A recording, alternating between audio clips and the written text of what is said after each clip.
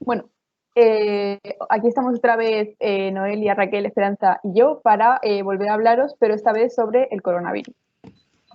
Probablemente estaréis cansados de escuchar el coronavirus en todas partes, en los medios, en vuestra casa, pero yo también estoy cansada, pero para que entendáis esto, lo que tenéis que hacer es ir hasta la raíz del problema. Es decir, tenemos que pensar en qué es un virus.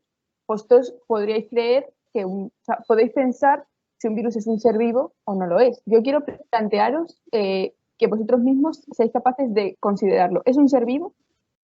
Bueno, pues la verdad es que los científicos no lo sabemos. Parece que lo sabemos todo, pero no tenemos ni idea. Aún se sigue debatiendo sobre si un virus es un ser vivo o no. ¿Por qué? Porque para que algo sea considerado un ser vivo debe cumplir estas tres funciones: nutrición, relación y reproducción. Entonces, un virus por sí mismo no es capaz de hacerlas, necesita a otro organismo. Pero entonces, ¿qué sabemos realmente de los virus? Bueno, pues las cosas que sí que sabemos, y sabemos mucho, son sus partes. Podríamos decir que tienen tres partes principales. La primera de ellas sería el ácido nucleico o genoma, que sería como el cerebro del virus, el que contiene toda la información necesaria para llevar a cabo la infección y para sintetizar las distintas proteínas que tienen. Y este genoma puede ser de dos tipos, ADN o ARN. Seguramente habéis escuchado lo del ARN porque se usa en una de las vacunas, porque es el material genético que tiene este virus, el coronavirus.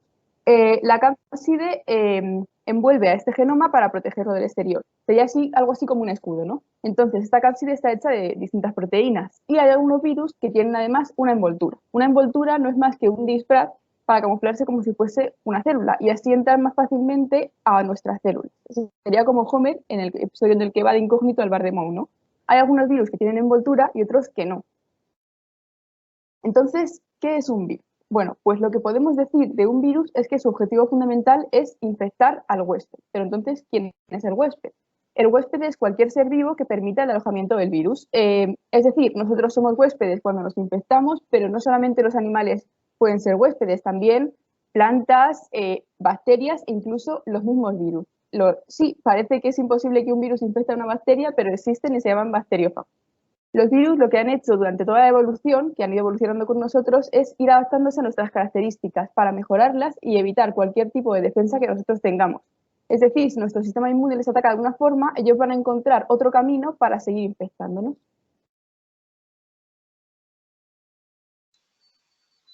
Además de haber distintos tipos de virus que infectan a diferentes huéspedes, los virus también presentan morfologías muy diferentes, como ocurrió en el caso de las bacterias, si os acordáis. Por ejemplo, tenemos virus que son más sencillos, como es el caso del virus de la gripe, que presenta una morfología redondeada. También tenemos virus que tienen una morfología de cilindro, o también hay otros virus que tienen una morfología mucho más compleja, como es el caso del adenovirus, que presenta forma de icosaedro, o el bacteriófago que tenéis a la derecha de la diapositiva, que tiene una forma muy llamativa, ¿no? Es decir, existe gran diversidad morfológica.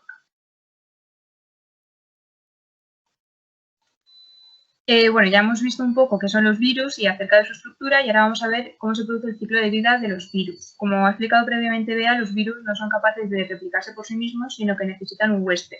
Entonces, lo que vamos a ver ahora es cómo se produce la entrada del virus al huésped y cómo tiene lugar la replicación del virus en el interior de este huésped. En el proceso de replicación de los virus, básicamente lo que ocurre es que a partir de un único virus se generan muchas copias de este mismo virus, las cuales pues, posteriormente van a llevar a cabo la infección de nuevas células. Entonces, en el ciclo de vida de los virus podemos distinguir las siguientes fases. En primer lugar, tiene la fase de adsorción, que consiste en la unión del virus a la superficie de la célula que va a ser infectada. Esto ocurre gracias a que en el virus, en la superficie del virus, hay una serie de proteínas que llevan a cabo el reconocimiento de unas proteínas que se localizan en la superficie de esta célula, como podéis ver en la imagen de la izquierda. Entonces, de esta forma, lo que conseguimos es que el virus quede anclado a la superficie de la célula que va a infectar. Pero para que se pueda producir la replicación del virus, este virus tiene que pasar al interior de la célula. Entonces, a continuación, lo que tiene lugar es la fase de entrada, que en función del virus concreto del que se trate, esta fase puede ocurrir de diferentes formas, pero de forma genérica podemos decir que lo que ocurre es que el virus atraviesa la membrana citoplasmática de la célula, de manera que pasa al citosol, al interior de la célula. No obstante, ahora mismo lo que tenemos es el virus completo dentro de la célula, pero para que se pueda producir la replicación del material genético es necesario que el material genético esté disponible.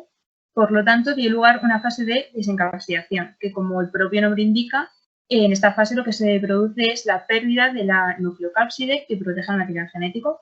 Por lo tanto, ya este material genético pasa a estar accesible y puede tener lugar la fase de replicación, que consiste pues, en generar varias copias de este material genético del virus, y en esta fase también se produce la síntesis de las proteínas necesarias para generar la estructura global del virus.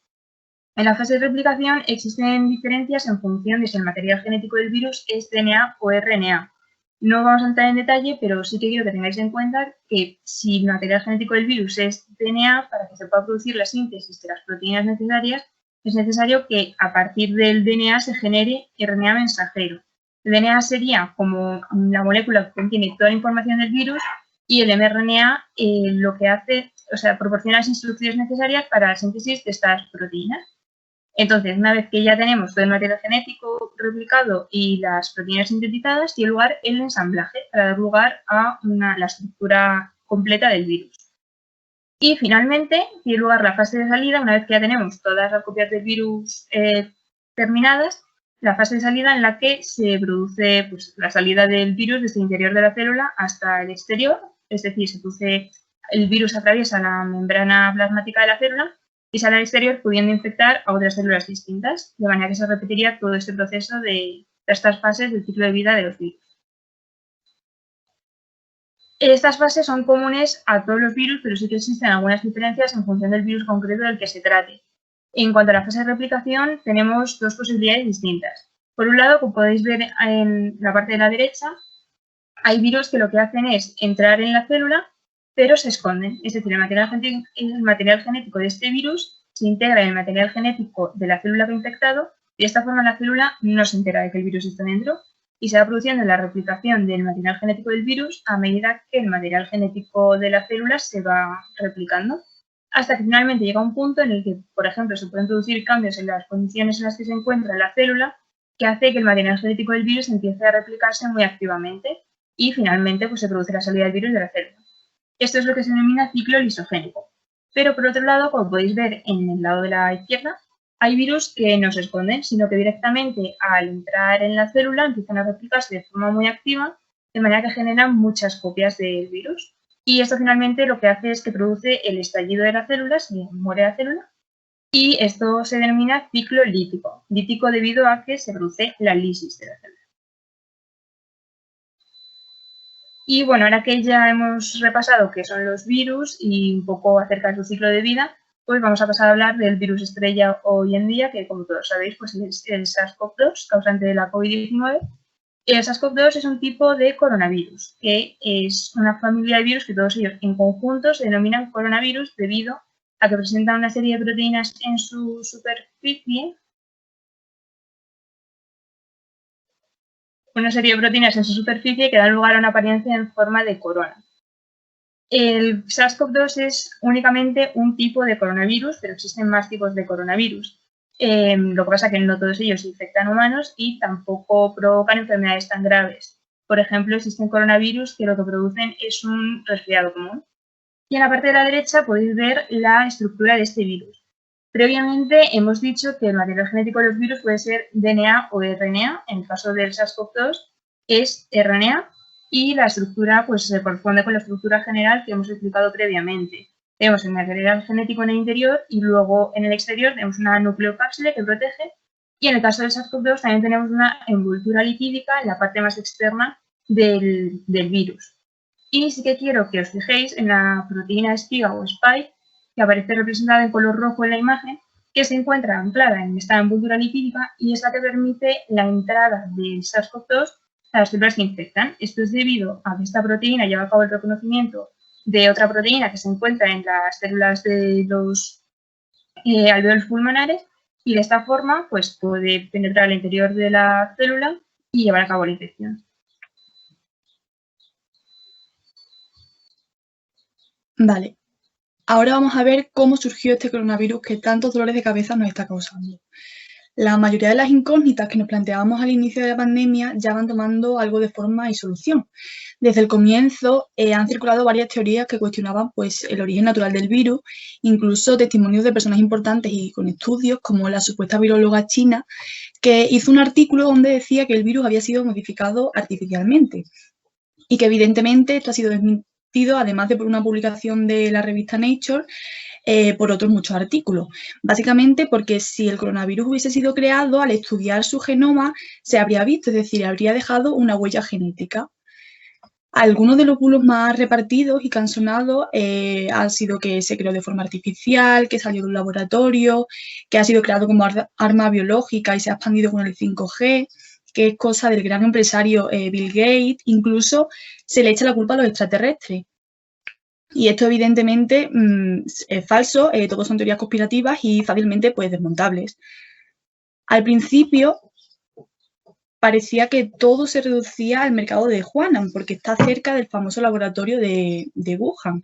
Y las condiciones de los mercados pues, no son las más higiénicas que existan.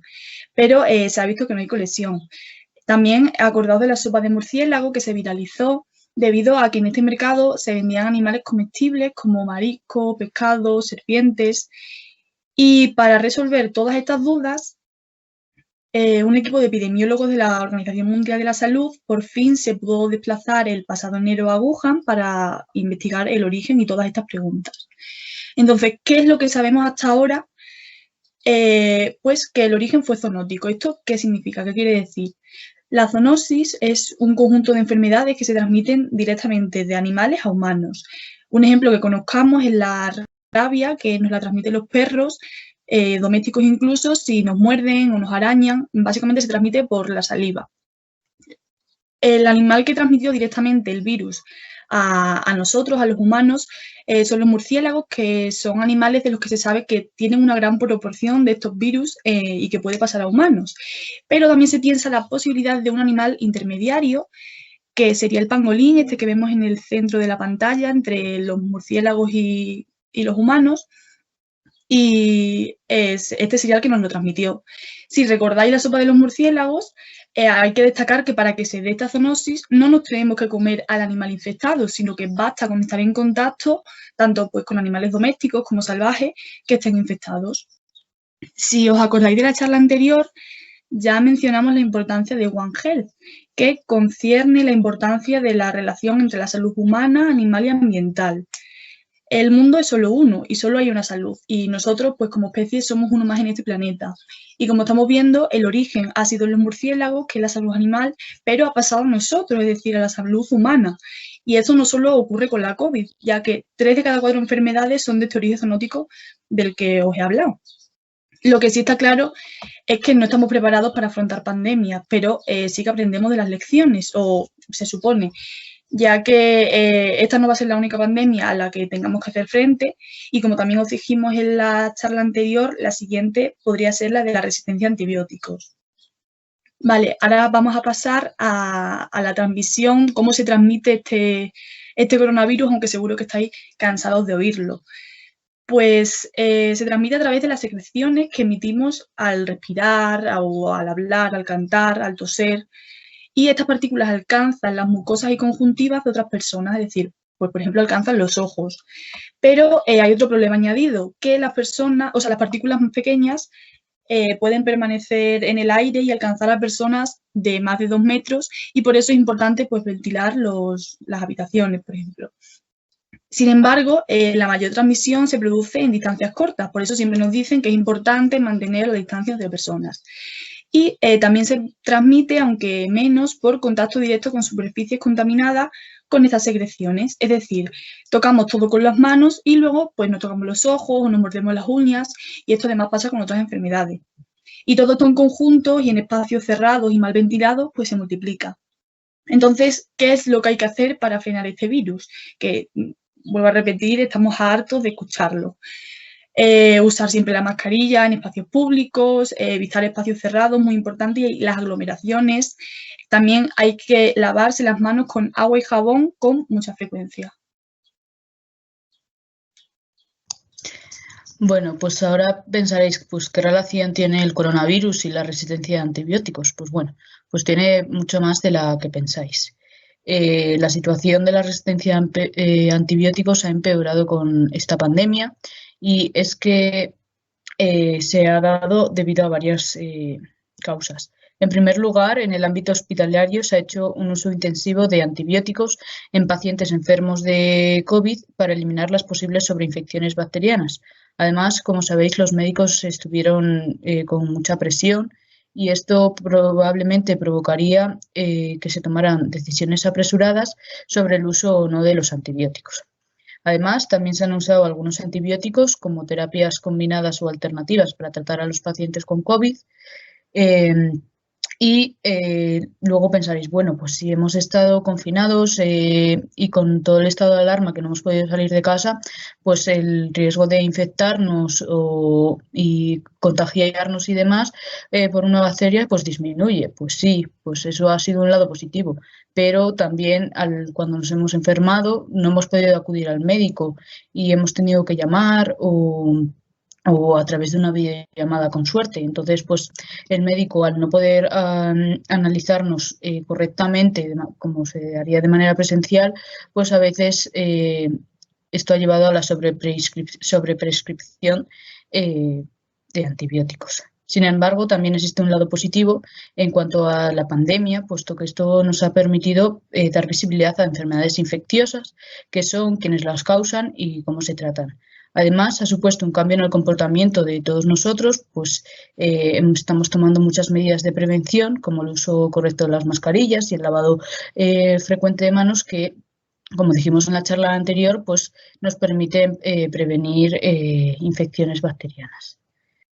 Bien, ahora vamos a ver lo que son las vacunas, y es que las vacunas son sustancias químicas y biológicas que contienen un microorganismo patógeno, una parte o un derivado del mismo, y cuya función es lograr una respuesta inmunológica del paciente parecida a la que se obtendría cuando nos infectamos de manera natural. Los seres humanos tienen varios tipos de inmunidad que se muestran en la diapositiva, pues la innata o la natural y la adquirida. La innata o natural es la que poseemos desde que nacemos y la adquirida es la que ya conseguimos cuando nos enfermamos o cuando nos vacunamos. Cuando entra un microorganismo en nuestro cuerpo, unas células específicas de nuestro organismo, que son los anticuerpos, que son los que se ven en la derecha, reconocen al patógeno gracias a unas proteínas que están situadas en la superficie del mismo y que son los antígenos. Y esto encaja pues, como una llave con su cerradura. Y este reconocimiento y unión permite a nuestro organismo eliminar el agente patógeno, dado que se desarrolla toda la respuesta inmunitaria, y así ya adquirimos la inmunidad frente a este. Bueno, pues existen 4 tipos de vacunas según el elemento en el que se introduce. Tenemos las vacunas activas, en las que introducimos el microorganismo vivo atenuado y que no resulta agresivo en ningún caso para nosotros. Luego tenemos las inactivas, en las que podemos introducir pues, el microorganismo muerto, la toxina inactiva o parte del microorganismo, que suelen ser pues, parte del material genético o proteínas. También simplemente mencionar que pues, gracias a la ingeniería genética y a diferentes métodos bioquímicos pues, están creando nuevas vacunas a partir de diferentes subunidades celulares. Bueno, como sabéis, desde diciembre se están vacunando a la gente contra el COVID y han empezado pues, con las personas mayores, que son grupos de riesgo, o las personas que padecen enfermedades, y también por aquellos que están más expuestos al virus, como son los médicos. Sin embargo, y una cosa que mucha gente piensa es que la vacunación nos va a prevenir de coger el virus, y no. O sea, la vacuna lo que hace es prevenir que desarrollemos la enfermedad de manera grave, y el principal objetivo es eso, disminuir su gravedad y la mortalidad. Además, la vacuna no solo nos protege a nosotros directamente, sino que protege de manera indirecta al resto de la población mediante la inmunidad colectiva o la de rebaño, que se dice. Bueno, actualmente tenemos 4 vacunas aprobadas, que son la de Pfizer, la de Moderna, la de AstraZeneca y la de Janssen, producida por Johnson & Johnson. La de Pfizer y la de Moderna se basan en la introducción de una molécula de RNA mensajero que posee las instrucciones para producir la proteína de la espícula de la que os ha hablado antes Raquel. Además de estas 2 se requieren 2 dosis. Luego, con la de AstraZeneca y la de Janssen, pues se introduce otro virus modificado que contiene el gen responsable de la formación de la proteína de la espícula, y la de AstraZeneca se requieren 2 dosis, pero la de Janssen solo se requiere 1 dosis. Esta todavía no está en España, pero se prevé que para mediados de abril, o sea, la semana que viene, pues ya esté aquí. Luego están en estudio muchas otras. En España tenemos 3 y una muy prometedora que apunta a ser una de las mejores vacunas contra el coronavirus, que es la de Luis en Juanes. Esta vacuna se basa en una copia no virulenta del SARS-CoV-2 y la característica de esta es que es autoamplificable, lo que significa que la dosis de ARN que se inyecta puede multiplicarse por 5.000 veces dentro de nosotros. Luego genera una inmunidad esterilizante, es decir, que las personas vacunadas no solo no enferman, sino que tampoco se infectan ni transmiten el virus.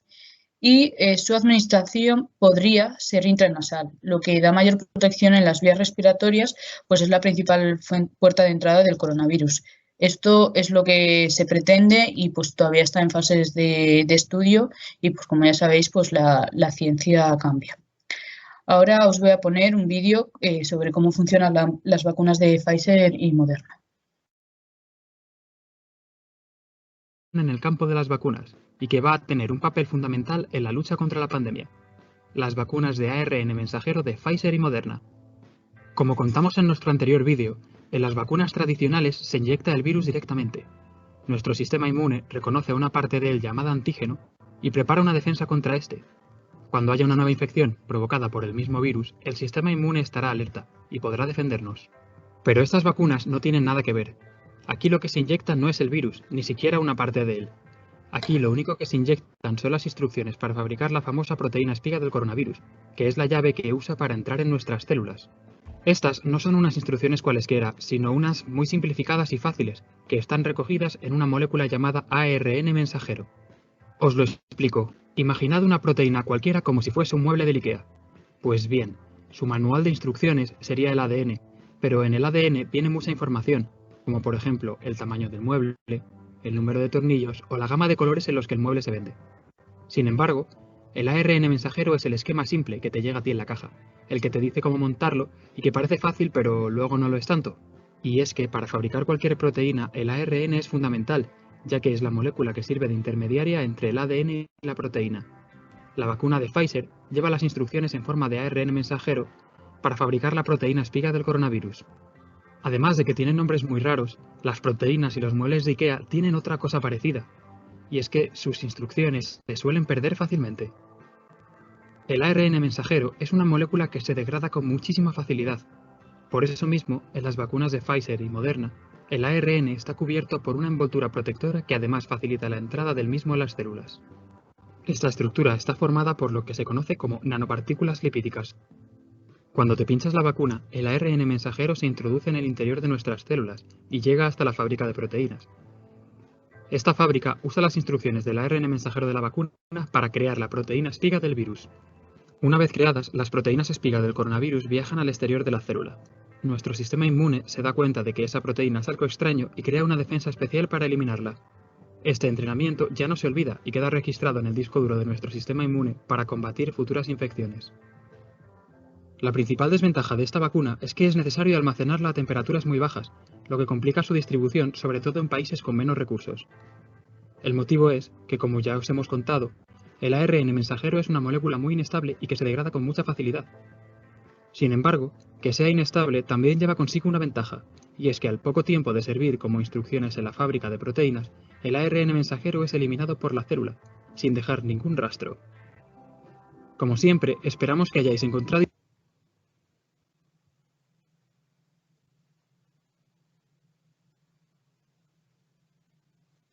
Bueno, pues para un breve resumen, y es que el fin de todas las vacunas es introducir una parte, en este caso pues del virus, que va a favorecer el desarrollo de la respuesta inmune por nuestra parte. Y así podemos introducir pues, las vacunas virus inactivos, vacunas basadas en proteínas, con vectores víricos o como la de Pfizer y Moderna con RNA mensajero. Todas ellas conducirán a la formación de la respuesta inmunitaria que pues, es muy compleja, más de lo que os he contado. Aún así, no debemos relajar las medidas de seguridad que tenemos y que son las que os ha dicho Espe, y pues debemos seguir usando la mascarilla, el lavado de manos, la ventilación y el mantenimiento de la distancia de seguridad. Y bueno, pues eso es todo. Muchas gracias y si tenéis alguna duda, pues deciros. También os dejamos aquí de nuevo nuestro blog por si queréis, podéis ver de nuevo las charlas o diferentes cómics e información que os hemos colgado. Y pues eso, y también si os da vergüenza ahora preguntarnos cualquier cosa, pues está en la página web de nuestro correo.